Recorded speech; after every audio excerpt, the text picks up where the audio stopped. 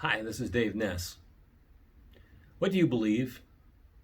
We live in what is called the information age. We are bombarded every day with thousands of bits of information, and we're constantly having to make the choice of what do we believe? When you get the phone call in broken English saying that they're from the IRS, and if you don't give us your credit card over the phone right now, we will come and arrest you and put you in jail. Do you believe them? Not if you're wise. That's a scam call. Which experts are you going to believe when it comes to all the issues of the day? How about spiritual things? What are you going to believe about spiritual things? When it comes right down to it, we believe what we choose to believe. Do you believe the Bible? I love the Bible. I've always believed the Bible, my whole life. It was my mom's fault. You see, she believed the Bible, the whole thing, and she tried to live by the teachings of the Bible because everybody in our family loved Jesus, and we tried to follow Jesus. And the Bible is all about Jesus.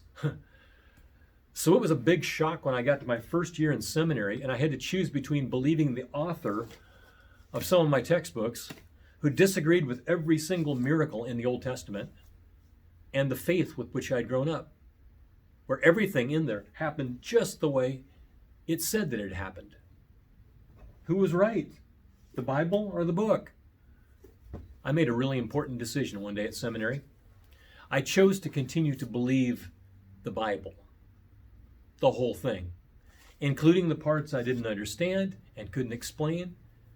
And I made the decision that when I had to pick between what people said and what I believed God said, I would just go with God. I chose to believe the Bible, the whole thing. It was a really good choice, and it freed me from doubts.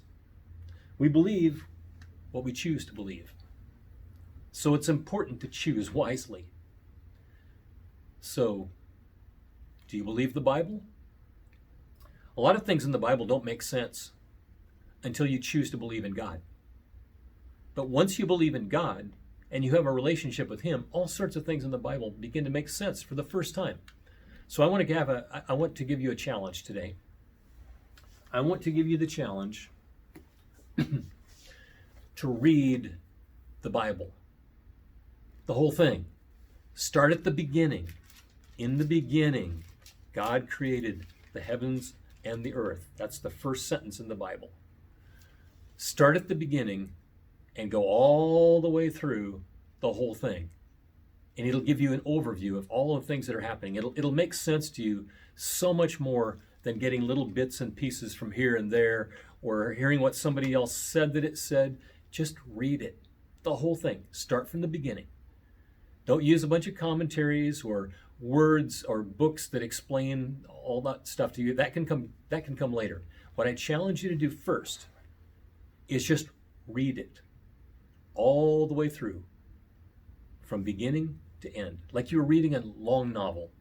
Now, there will be parts of it that are confusing to you. There are parts of it that are still confusing to me. That's okay. Just keep going. If you need to skip over some things, that's okay too. Just skip over it. Don't get stalled out. Just read it all the way through to the end, and you'll be amazed at what you learn. And if you choose to read it as the Word of God instead of just a bunch of ancient writings, you'll get so much more out of it. So that's my challenge. Read the entire Bible, cover to cover. I think that what you will find is that when you do it that way, it'll answer so many questions that you've always had about the Bible. I also think that when you read it with an open heart, you'll have a hard time not falling in love with the God who made you. He loves you. He just wants you to love Him back. And this book of truth, the Bible, is a gift to us from the God who made us, so that we know what we need to know about having a relationship with Him. We're going to make it. Read the Bible. See what happens.